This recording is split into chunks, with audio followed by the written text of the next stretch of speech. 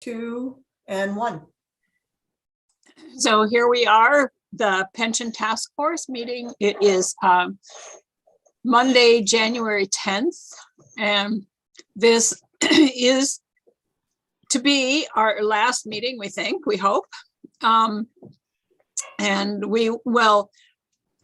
there's been a lot of work, and I have to say that I'm deeply grateful to everybody on the task force for all the effort you put into this and for the really thoughtful decision-making process and being creative and knowing what the situation was and coming up with hopefully solutions that will address where we need to be. So I, for one, am very grateful to you, and I know that each of you are probably grateful to each other also. So I just wanted to say that up front and acknowledge all the time that has been put in by the representatives from VSEA and from NEA and VTA, because this is certainly over and above your usual responsibilities. And thank you.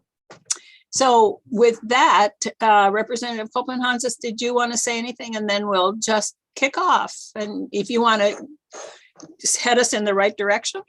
Excellent. Yeah, thank you so much. You know, we have been we've been doing a lot of waiting for the last of the actuarial reports to come back from us, and so that is the first thing on our agenda this time. And I guess in keeping with the way we have done all of our previous meetings that were in person, does anyone have any notes or reflections from our last meeting that they wanted to, and now at this point, I'm having trouble remembering, that was probably 3 or 4 weeks ago, because I think it was before the holidays. But we had usually left a moment in the agenda for any reflections on our last meeting and from December. If anybody remembers anything from that meeting, you get a gold star. Exactly. All right, I'm not seeing anyone jumping in. I only remember the part that wasn't taped, but it was an awesome gift exchange. Thanks, everybody. That was very special.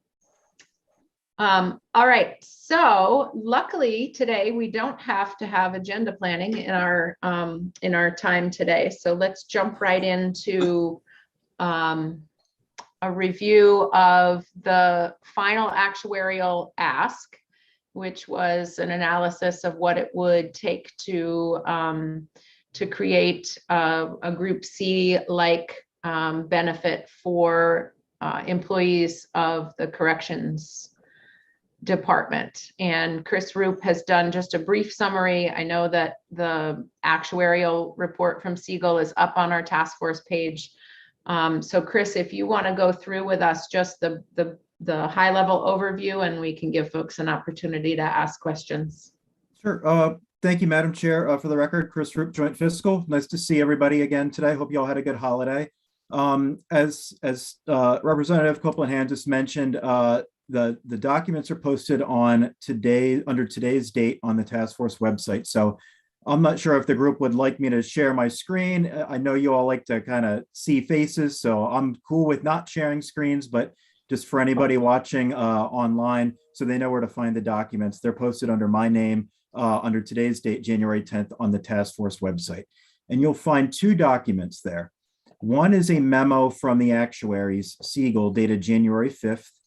And then I put a little 2-pager together that tries to distill that into sort of a useful document that doesn't have a whole lot of actuarial jargon, but can be a quick reference guide. So just as a refresher, we call this request Actuarial Request 5 from the task force, where the task force requested the actuaries to do some analysis on what would it cost to create a new benefit, a new pension group. We're just going to colloquially refer to it as Group G. But what would it cost the members, the participating members, to join this new pension group without with what we call actuarial neutrality to the system. So without adding costs to the employer, without adding unfunded liabilities to the system. And we asked them to cost out what would it take to create this benefit and really have the members joining that group bear the cost of that benefit, so other members don't have to bear that cost as well. So there were several rounds of responses we received, but I know the treasurer reviewed some of the responses, and I reviewed some of the responses, and something seemed a little off in the analysis. So we asked Siegel to sharpen their pencils and go back, and turns out they needed to make some adjustments to the size of the universe they captured and just a few actuarial assumption things that are, quite frankly, way above my pay grade to address. But they came back with the latest answer on January 5th, which is really answering the question we posed to them, which was, if you were to create this benefit and the employees paid the additional cost associated with that benefit, what would the required contribution rate need to be in order to fund that benefit? So they costed out under two different employee universes. Universe one was limited to Department of Corrections employees who are currently enrolled in Group F and who have the ability to retire early without reduction at age 55 with 20 years of service. So that's about 720 members in that universe of employees. The second universe was a little bit bigger. It included Universe 1 and expanded it to include about another 130 members who are covered by that same provision in Group F, but don't work for DOC. So those are the folks who work for the Waterbury State Hospital or Woodside Correctional Facility or their successor agencies. If you want to look at the specific statutory language, I put a link in here in the summary document to 3 VSA section 459, and that excerpt is also posted in the Siegel letter dated January 5th. So the actuaries took these two groups and they really layered on a couple different scenarios for each group. The first one was, what would the cost be to give each of these universe of employees the same type of benefit that is currently in place for VSERS Group C? That's the law enforcement group. Then we also asked, okay, what if you took that comparison to Group C, but made a few changes to that benefit? If you kept the same Group C benefit, but increased the mandatory retirement age from 55 to 57, and then coupled it with the 1% increase in the maximum benefit payable for each year worked beyond the ladder of age 50 or 20 years of service. And then another scenario where that multiplier was 2% instead of 1%. So you recall going back to, I think, request 4, these were some of the scenarios that you all expressed interest in modeling around Group C. So at the time we were developing request 5, we asked the actuaries to layer in, okay, what happens if members have the status quo Group C benefit, and then with 2 of those different scenarios that modified the Group C benefit structure.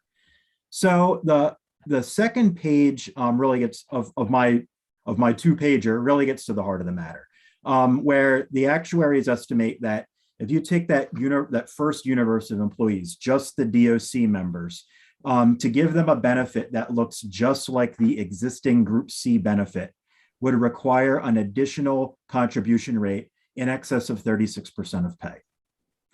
If the changes are layered into that equation about increasing the mandatory retirement age from 55 to 57, along with the different max benefit cap scenarios, the cost comes down a little bit to either 27.2 or 29.3.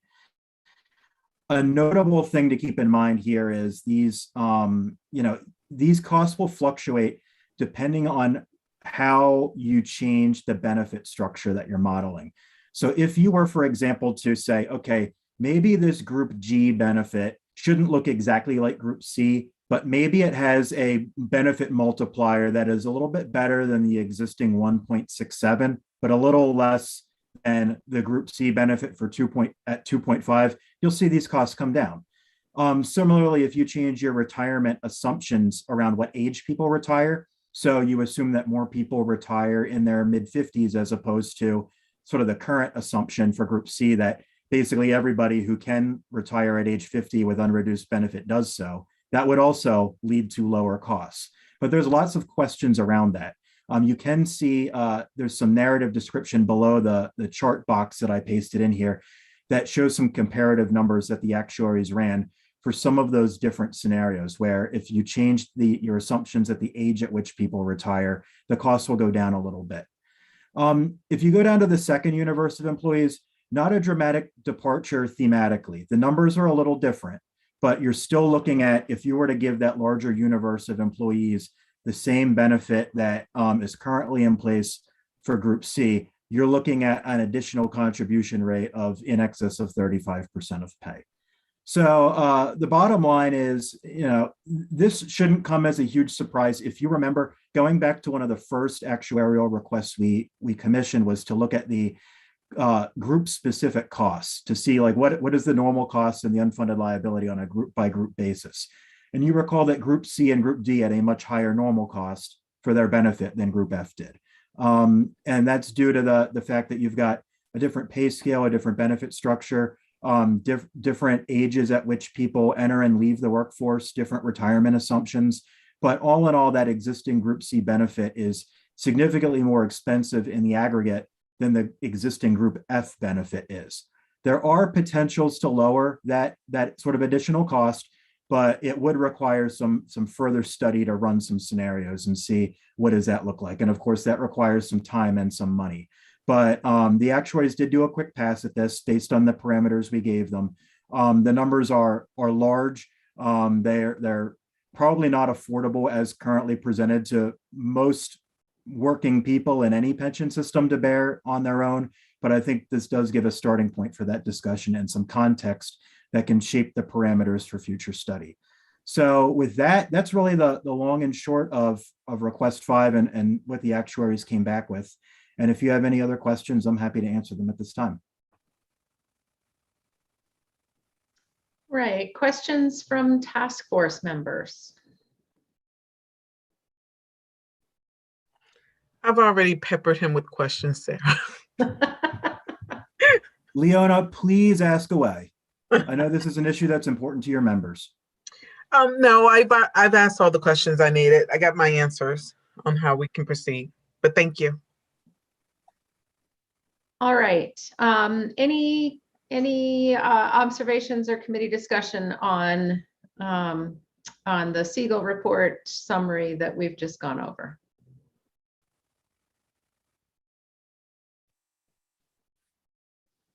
All right. Thank you, Chris, for reviewing that.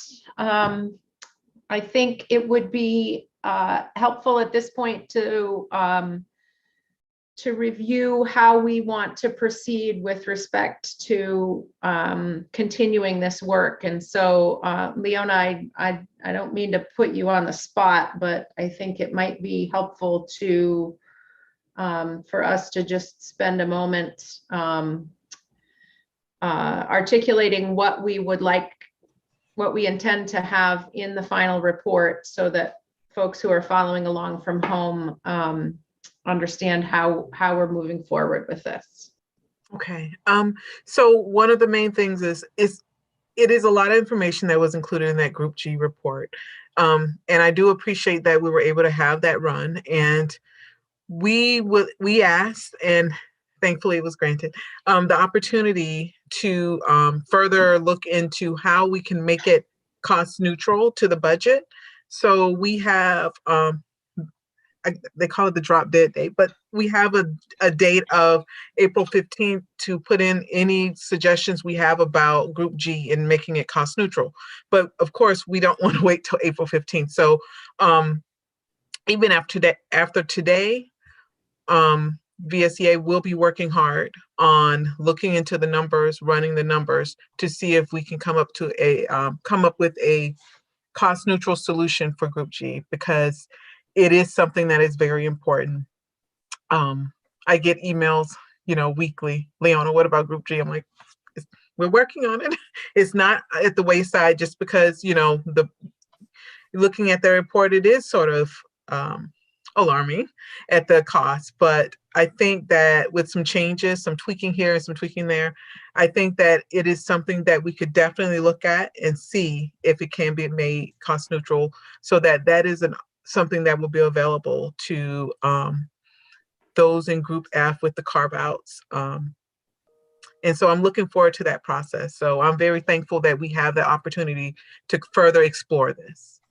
So may I I think that we should add here that the treasurer has volunteered to work with the VSEA around the any proposed solutions, so that Yes. she will be there, and she has some actuarial,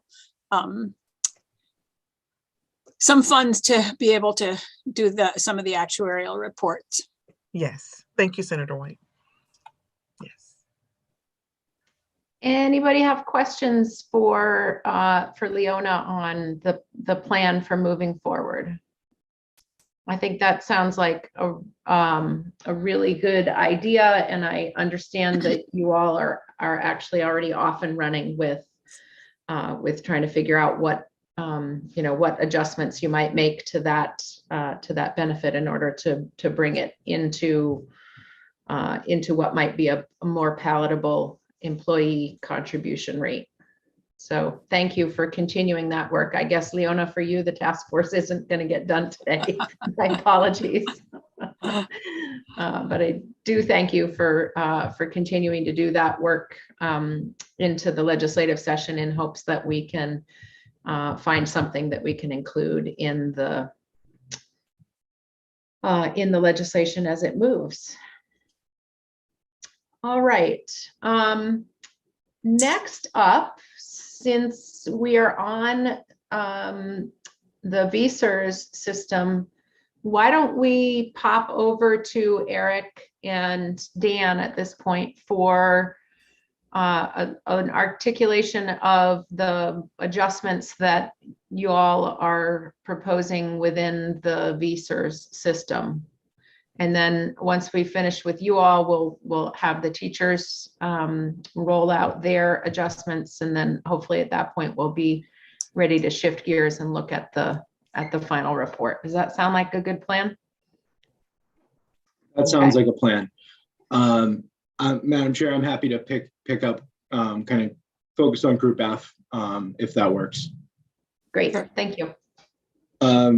So before I jump into the details here, I just want to recognize that, this has been a long and at times, challenging process. And I was looking back at the final report. The task force has been at this since July.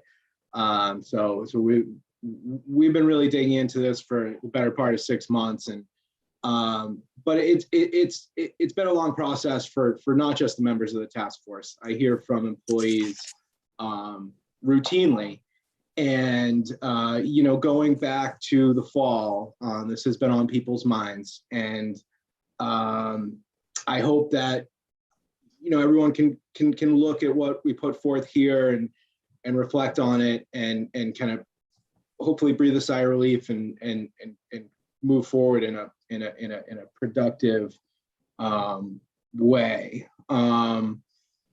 So as Leona and I, as representatives for VSEA and representing Group F employees, we recognize that we didn't take lightly any changes that might impact employees. At the same time, we want our system to be sustainable so that we can count on that benefit, and that benefit can be there for other state employees. So that's the view that we brought to our work here. And in order to really get to a fair and equitable agreement, we thought both the employee and the employer would have to make commitments to the financial sustainability of the plan. So I think what I'm going to present does that. Bear with me a little bit, because this is hot off the presses. We reached an agreement last night, and we're fleshing out the details today. So I'll do my best here to walk through the details. For to begin, the task force recommends no changes to the pension benefits of current retirees, beneficiaries, or terminated vested members. Normal costs for the plan have gone up. You can see that in the report, and employee contributions go towards those normal costs. So to address that aspect of the plan for Group F, beginning in FY 2023, the task force recommends increasing the contribution rates of active Group F employees as follows. Members with base salaries below the 25th percentile see no change. Members with base salaries between the 25th and the 50th percentile see a 0.5% per year increase for 3 years. Members with base salaries above the 50th percentile and up to the 75th percentile see a 0.5% per year increase for 4 years. And members with base salaries above the 75th percentile see a 0.5% per year increase for 5 years. And that tiered structure addresses the wide disparity of wages or range of wages across Group F. So that is the way that we thought would work best for Group F. We also recommend some changes to the COLA structure by amending the minimum and maximum amounts of any decreases and increases in the consumer price index from the current, those changes are applied currently on a minimum of 1% and a maximum of 5%. We recommend modifying that structure to be a minimum of 0%. So if the CPI is 0, the COLA increase would be 0. And the maximum increase would be 4%. So from 1 to 5 to 0 to 4. And also requiring a member to receive retirement benefits, to receive a COLA after they've been retired for at least 24 months. Currently, it is after 12 months that a retired beneficiary receives their first COLA. And those changes to COLA would exempt active Group F employees who are eligible for normal retirement as of July 1st, 2022 from those changes that I just presented. In addition, the task force recommends by April 15th, 2022, directing the state treasurer and the VSERS Board of Trustees to recommend to the General Assembly a plan for creating new pension benefit for Group DOC employees that is actuarially neutral to the pension system and results in no additional employer pension costs. That's the Group G piece that Chris and Leona just spoke to. And also a longevity incentive that encourages Group F members who are eligible for a normal unreduced retirement to continue working past their retirement date, provided that the incentive is designed to result in actuarial savings to the pension system and reduce employer pension expenses. We did some modeling on that, or we asked the actuary to do some modeling on that, and it did present the possibility of saving the plan money while also, giving the member an option to work longer if it works for them. But there are really some details that we need to continue to flesh out. And that speaks to the employee the Group F employee side of the table. In addition, part of the commitment is in FY22, the state making a one-time payment of $75 million in general funds towards the unfunded liability, applying 50% of the $150 million that has been reserved for the work of the task force. Additionally, the employee contributions are going to be an ongoing commitment to the normal costs. The state has also agreed that beginning in FY 2024, codifying the state's intent to annually fund an additional payment to the ADEC using money saved from a reduction on the required annual unfunded liability amortization payment until VSER's pension system reaches a 90% funded status. And we've similar to employee contributions ramping up over a couple of years, we've discussed this also ramping up over a couple of years and reaching an ongoing payment of $15 million per year above the ADEC amount. And this agreement also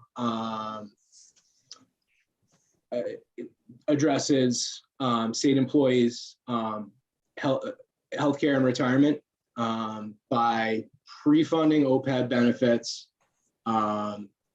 and continuing to enacting a pre-funding schedule in statute so that the monies are continually put away to fully fund those benefits. And I don't have the numbers in front of me, but it is a significant financial commitment to ensure that those obligations are responsibly managed. And that is my attempt at going over those changes. Nicely done, Eric. Thank Yeah. you. Does anybody have any questions or clarifications they'd like to ask for? I'm just doing some quick math here to add up the additional money that you referred to that's going towards OPEB. And I believe that that total amount with the pre-funding as well as the pay-go together is another $74.6 million. And that is on the sort of summary of the agreement sheet that Joint Fiscal created. And I will double check with task force staff afterward to make sure that the money summary agreements are up on our task force page as well. And so the investment in retiree healthcare is almost as much as the investment into the pension system. Excellent. Thank you, Eric, for reviewing Group F. I think I'm going to pop over to Dan and ask Dan to review Group C changes. And then don't let me forget that John Gannon is going to review what the judges are doing in Group D. So Dan, thank you. All right, thank you. Number one, thank you, Eric, for going over that. Number two, thank you, everybody. It has been a pleasure getting to know you all. I miss having lunch with Andrew today, but I'm sure we can make a time where we'll choose one more lunch. So in jumping in with Group C changes, we discussed this, both Eric, Leona, and I, the three of us, plus some of the representatives. And we felt in the places that we could, we felt it was important to try to get some changes that were the same in each group, just to try to get some parity and try to get some consistency through the groups. So we agreed first and foremost with a contribution increase. So beginning in fiscal year 2023, our contribution rate, members of Group C contribution rate will increase 0.5% per year over 3 years, with the new full rate being fully phased in by 2025. We also agreed with the COLA changes. Currently, our COLA is a 0 minimum and a 5% maximum. So to come back in line with Group F, we agreed with the same numbers there. So it would be a 0% minimum with a 4% maximum on that, as well as the benefit will be received after at least 24 months being retired. We discussed an incentive and in trying to keep people in the system longer if they choose. And with that incentive, we have decided to increase the mandatory retirement age from 55 to 57. And we also, there will be a max benefit increase of 1.5% per year for each year worked beyond reaching the latter age of 50 or 20 years of service. And that will begin with any service that is actually worked after July 1 of 2022. I would ask the chairs, I think it's very important to note that we aren't changing normal retirement age. So normal retirement age is going to remain at 55. Early retirement will remain at 50. The only thing that we're changing is mandatory retirement, which will be increased by 2 years to 57. I just want to make sure that that's noted because I think that's an important note to make sure that we put in the report. And so those are the changes that we are recommending and we are suggesting for Group C. So may I make a comment here? So Dan, I have been trying to get the minimum age increased for, the mandatory retirement age increase for the last 10 years, and you just did it like that. So thank you. John did help me, so I won't take all of the credit, but John did help me. All right, any questions? Go ahead, Molly.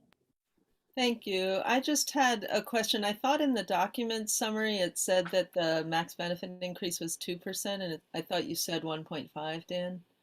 Is there a discrepancy there, or did I mishear? I think that was an error that that we had uncovered during the day today. One of the reasons we were scrambling this afternoon was to make sure that what was in the document was actually what we had been discussing. So do I Good have catch. I have an old document? Is it really 1.5? It's not that old. It's only about an hour and a half old. Literally, like we've been editing this afternoon. Okay, so 1.5 is correct. Okay. You get the gold star for recognizing that inconsistency. I finally got it from Andrew. He's usually the one. Any other questions from committee members, task force members? Excellent. All right. So John, if you can, would you review the Group D changes that the task force is going to see in the report? Sure. Thank you. So I'm going to just focus on benefit changes. Eric already did a terrific job of going over the VSERS funding changes, and those will apply to Group D just as they apply to Group F and Group C. So there's really no need to address those. Before I go into the changes, I thought I'd just remind people, because Group D is a little bit of an outlier with respect to its benefits, what the current benefits are, and then I'll explain the changes. So similar to Group F, the contribution rate is 6.65%, but the AFC for judges is final salary at retirement. Maximum benefit payable is 100% of final salary. Normal retirement age is 62, and the COLA is the same as, I believe, well, it's the full CPI if greater than 1% up to a maximum of 5% after 12 months of retirement. So those are the benefits that we looked at.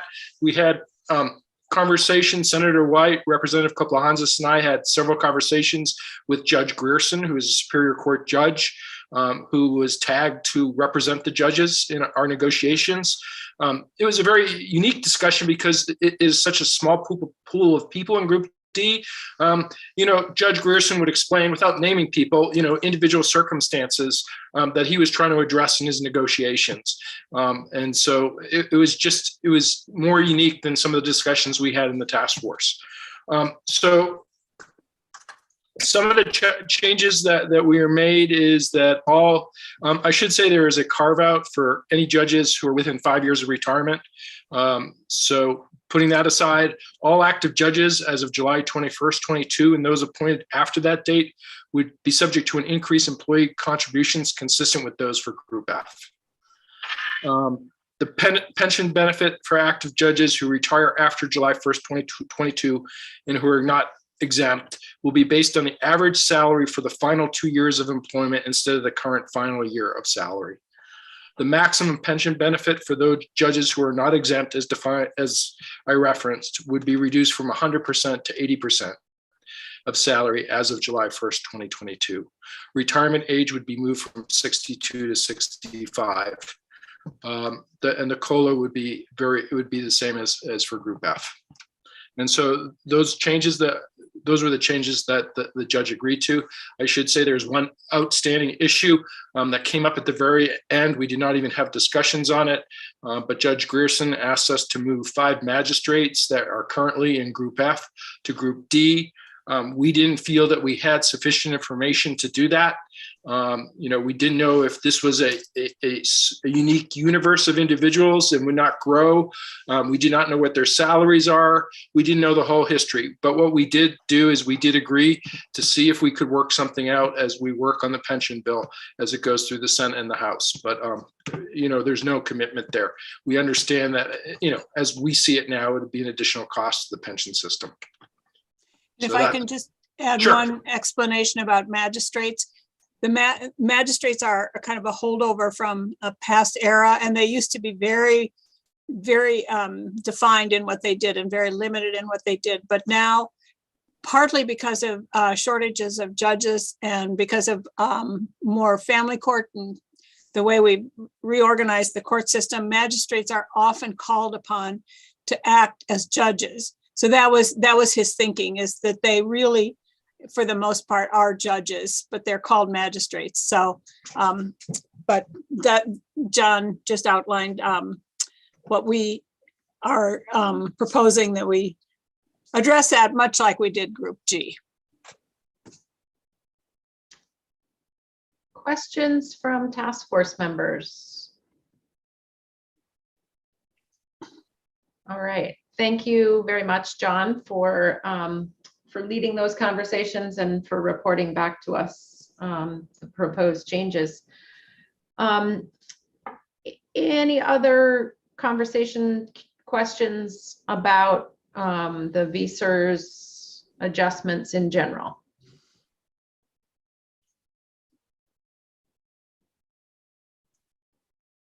All right. I think it's worthwhile just taking a pause before we shift gears to the teacher system and recognize that the contributions of employees as well as the added contributions of the state are going to go a long way in both systems, but I'm going to review some of the numbers here on the state system first. Going to go a long way to shoring up security for retirees, not only in their pension benefit, but I think maybe even more importantly in their healthcare benefit. And so the current pension unfunded liability on the state side is $1.06 billion. And the current healthcare unfunded liability is $1.66 billion. And so with the state resources that are going into paying down the unfunded pension liability and the commitment to pre-fund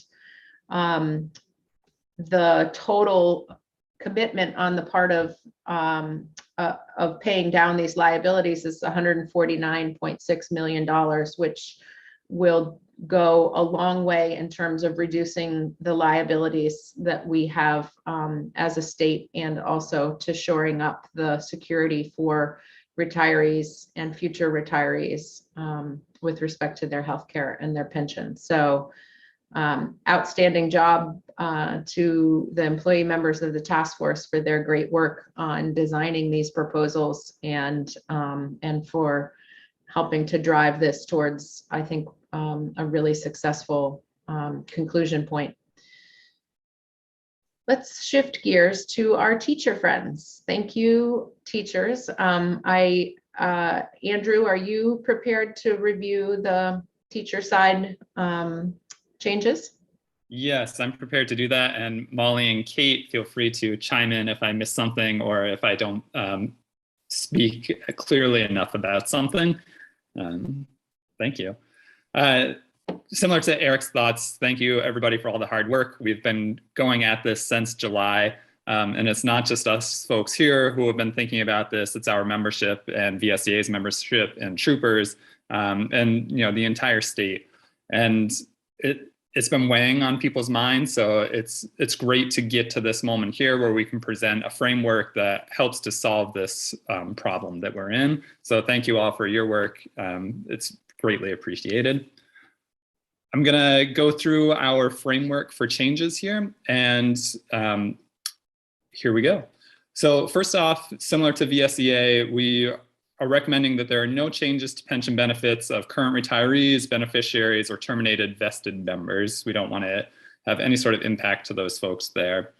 In FY22, we are proposing a one-time payment of $75 million in general funds towards the unfunded liability, using 50% of the $150 million that was earmarked in the spring from general funds and the FY21 budget.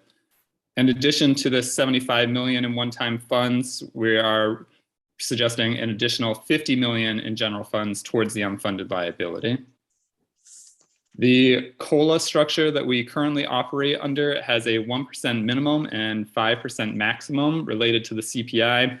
We're proposing to change that to a 0% minimum and a 4% maximum. We currently have a 12-month delay on members to receive a COLA. We are proposing changing that 12 months to 24 months. One of the differences between the VSEA and VSTR's structure on our pension is the way that our CPI benefit works. Currently for teachers, we get 50% of the CPI. What we are proposing is a change to that benefit so that as the health of our pension system moves towards a healthier funding status, once we reach 80%, we're proposing that our COLA goes from 50% to an increase of 7.5% each year. If the increase would result in a drop below 80%, then the formula is paused at their levels in place at the time, pending a reevaluation in the subsequent year. And this applies any increase to the COLA to members who leave active service July 1, 2023 or after. With regards to contribution rates, as Eric mentioned, normal costs are increasing and our contribution rates go towards that normal cost there, recognizing that our job is to preserve a secure retirement, and with those increased normal costs, our contribution structure needs to change. Currently for teachers, we have some members that are paying 5%, and we have some members that are paying 6%, those who are hired after, I believe it was June 1st, 2014, or at that 6% mark. What we're proposing is a progressive structure with a 3-year phase-in period. Kind of a different change is we're not using the 0 to 25 quadrants that VSEA is suggesting. We're using some numbers of 0 to 40,000, 40,001 cent to 60,000, 60,001 cent to 80,000, 80,001 cent to 100,000, and 100,001 cent and above. The year one rates we're proposing for the 0 to 40 is 6%, and these are marginal rates, not effective rates. The year one rate for 40,000 to 60,000 we're proposing is 6.5%, 60 to 80,000, 6.75%, 80 to 100, 7%, and 100,000 and beyond, 7.25%. In year two, these rates would gradually increase. The 0 to 40,000 would move to 6.25%. The 40 to 60,000 would be 6.75%. 60 to 80,000 would be 7%. 80,000 to 100,000 would be 7.5%, and 100,000 plus would be 8%. Year three would be our final year of the increase, and for our 0 to 40,000 salaries, that would be 6.25%. 40 to 60,000 would be 6.75%. 60 to 80,000 would be 7.5%. 80 to 100,000 would be 8.25%, and 100,000 plus would be 9%. Effective contribution rates will be calculated annually based on a member's base salary as of July 1st and assessed on the member's total compensation during the fiscal year. One of the kind of thought pieces there is teachers kind of operate differently from troopers and state employees, and that we don't operate with overtime, but we join different committees throughout the year that are subject to pension contributions, and knowing that that isn't calculated in our base salary could impact at what point during the year our effective rate should be. So having that July 1st base salary effective rate, we would use that to then apply for any monies beyond your base salary if you were to join some sort of committee that you're getting a stipend for example. Beginning in FY24, there would be a codifying of the state's intent to annually fund an additional payment to the ADEC using monies saved from a reduction on the required annual unfunded liability amortization payment, kind of referring to this as the plus payment, will grow to 15 million in FY 2026 and remain at that level until the fund reaches a 90% funded status. We would also amend the general fund year-end surplus to reallocate 25% to VSTR's pension underfunding. Also, we are looking to not only shore up our pension benefit, but the OPEB piece, or really looking more at healthcare retirement benefits. And we currently operate under a PAYGO system, and we're proposing to change that structure, moving to a pre-funding. In order to do that, we're proposing using 13.3 million of Ed Fund money currently in reserve to begin pre-funding the OPEB, and by making a one-time appropriation into the Retired Teachers Health and Medical Benefit Fund. Also enacting a pre-funding schedule into statute that charges the OPEB normal cost to the Ed Fund. This would also have us continuing to apply the current PAYGO for retired employees into the Retired Teachers Health and Medical Benefit Funds. Those specific numbers there, I believe, I'm pulling up here, for that PAYGO is 35.1 million ongoing. For the Ed Fund changes mentioned previously, it's 15.1 million ongoing. And I believe that is all of our proposal. Kate and Molly, did I miss anything or anything I need to clarify for anybody?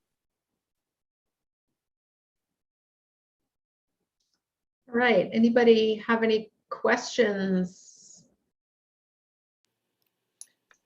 Go ahead, Molly. Yeah, I would just add one thing, not for members of the task force, I think, understand this, but in case people are watching who may not understand the meaning of the marginal rates versus the other rates in that chart, that the just that the percentage for the contributions is only that the percentage points are only within that range. So the effective rates are lower than the highest percentage that you see. Like if you're making 70,000, you're not going to be paying 7.5% because you'll only be paying the lower percentage on the first 40,000, etc. So I just want to clarify that for anybody watching. I think that's very similar to our tax structure. Exactly. Other comments, questions, observations? All right, I just wanted to hit on some of the highlights of the teacher side numbers more generally. The teachers' pension unfunded liability is currently 1.95 billion, and the healthcare unfunded liability is 1.5 billion. So the healthcare liability is a little lower than on the state employees side. And what we're looking at is a total investment of $153 million this year, which will reduce the healthcare liability by $836 million. And I think it's worth sort of highlighting one of the mechanisms that was put into place as we talked about making these final agreements.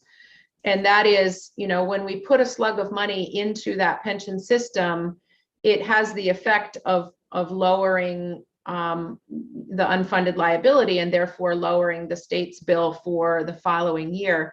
But the agreement that we have here going forward is that the state shouldn't scoop that money and call it a savings. The state should actually take that money and plow those savings back in again next year, so that to the extent that the 75 million investment, one-time investment, lowers next year's ADEC payment, we're putting in place a recommendation that the commitment is that the state would plow the next year's savings right back into the system. And so that will have the effect of accelerating the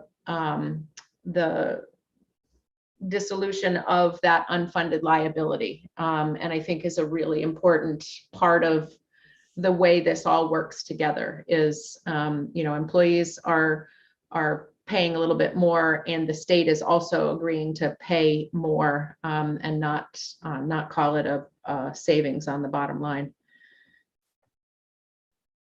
Anyone have any other observations, questions?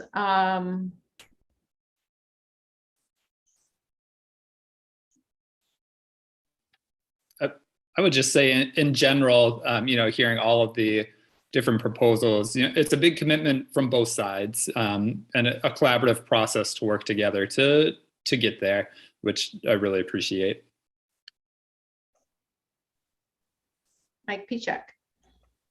Thanks, Sarah. So I caught all of the structural pieces that were discussed, but I don't think I really understand the financial impact of the proposals in terms of the impact on the OPEB. And I think I'm seeing, correct me if I'm wrong, but Beasters is saying the 150 plus an additional 50 million, but that's not what the state employees are saying. And then there was something I think about separate from the OPEB, structural savings, or structurally putting the savings back into the system. And that might've been what you were just talking about, Sarah. But I'm just wondering if those pieces could be touched on a little bit more. Yeah, let me see if I can unpack that and to other folks who, oh, maybe Chris Roop just turned his screen on. Thank you, Chris. Sure. Hopefully I can help with that. So we are updating sort of summary charts that we're going to post online as we speak in the background when my camera's off, that will show you sort of what the estimated impact will be of all the different changes to the pension benefit structure. But just as a overall sort of top view, let's start with VSERS. The changes as proposed based on the actuary analysis we've received to date and some sort of back of the envelope estimates that we've made based on the analysis we've seen to date for things that we haven't specifically costed out up to this point. I think, you know, we're looking at approximately $133 million of pension unfunded liability reduction on the state side. And 75 million of that would come directly from the half of the 150 million currently in reserve. What I'm not counting into that $133 million estimate is the impact of the ADAC Plus in future years, or the impact of changing the year-end general fund construct to put 25% of that money into the pension system. Obviously, those would have additional benefits, but it's hard to know what those benefits are till we know what the number is and what year that the payments would take effect. Plus, we obviously know that there's various experience losses from year to year. but we did not have the actuary cost out the impact of the ADAC plus. It will certainly be an added benefit. We're not even factoring into that $133 million number. In addition, pre-funding the VSERS OPEB would reduce in a loss or a reduction in the state's long-term unfunded liabilities on that sense of another $891.3 million. So you add 891.3 to 133.4, and you're looking at about $1,025 million of unfunded liability reductions on the state two retirement buckets. Moving over to the teacher system. Chris, I just ask you, just what was for the OPEB pre-funding, what's like the annual dollar amount to do that, the estimate? Sure. I don't have that directly in front of me, but the ongoing dollar amount for that would be in the treasurer's memo that she provided, and I can dig this up for you, but it was dated, I think, December 23rd. The ongoing cost to all funds is, I think, in the ballpark of an additional like 20 to 25 million, but let me drill down on a specific number for that before I just start rambling. But the really interesting takeaway there is that $891.3 million of liability reductions would occur from the adoption of the pre-funded schedule. And the cost to pre-fund the OPEB is substantially offset by the savings in the ADAC on the pension costs and through higher employee contributions. On the state teachers retirement system, similar story. When you add up the impact that we have studied for changes to the pensions, we're looking at a roughly $159 to $160 million reduction in the unfunded pension liability.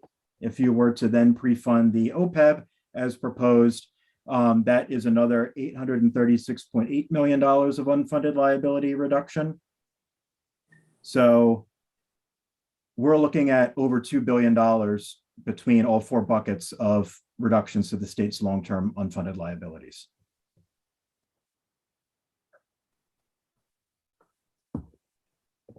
And the OPEB on the teacher side would be out of the education fund, so that would not be additional general fund. The normal cost is proposed to be funded from the education fund, and the unfunded liability cost is assumed to still be funded out of the general fund. Right. But I think the overall theme here is savings and sort of the pensions are being reinvested in shoring up the OPEB.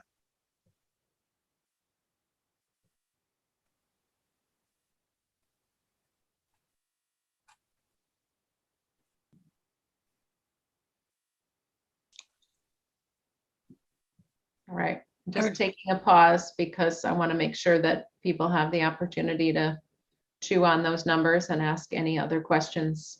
Peter. Thank you. And I want to thank everyone for all the hard work that has gone into this. It is something that we cannot underestimate, just how much has been put forward here. So Chris, I'm just what I need to know here, because obviously we're trying to close the budget adjustment this week, we will close the budget adjustment this week. So from the $150 million, we've got 75 million going to the VSERS and 75 million going VSTRS, correct? And you're muted. That's correct.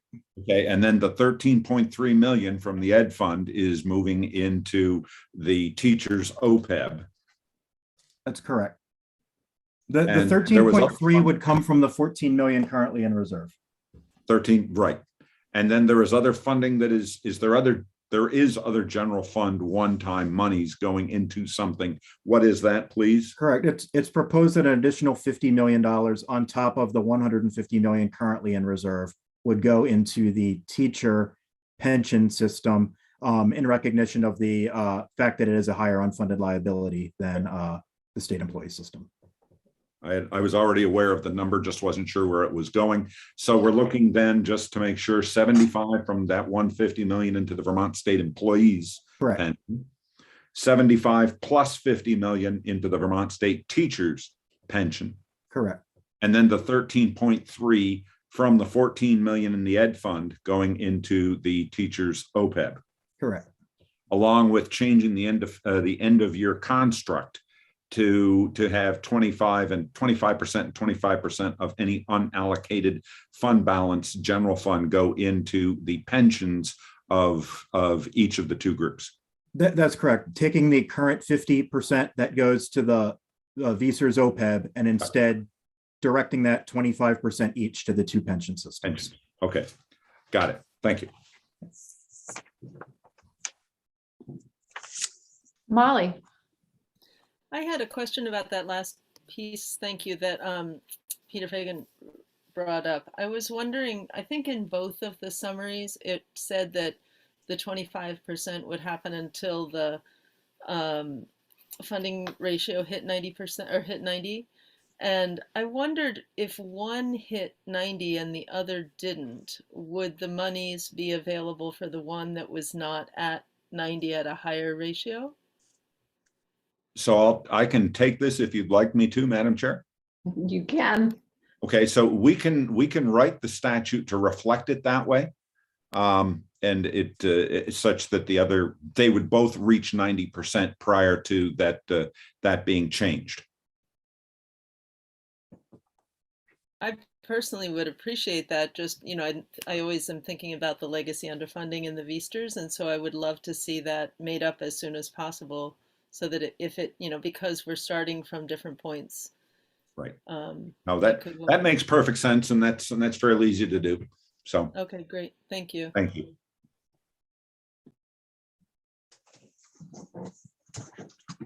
Other questions, observations, reflections?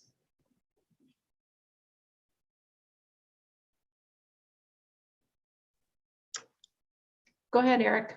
If I may, yeah, I just want to reflect on I think the theme of everything that we're putting forth here is there's a lot of liabilities associated with both the pension and employees' health care, and really everyone committing to do more to fully get our arms around all of those obligations. Employees are doing more, and the state is not, whether it's the one-time funds and redirecting the savings back into the plan, or whether it's funding, pre-funding OPEB. Really not looking at any of these mechanisms as a way to save money, but to fully get our hands around all of our current obligations. And I think that is something that should really hopefully garner a lot of support for what we're doing here. Agree. All right, any other questions before we take a brief break?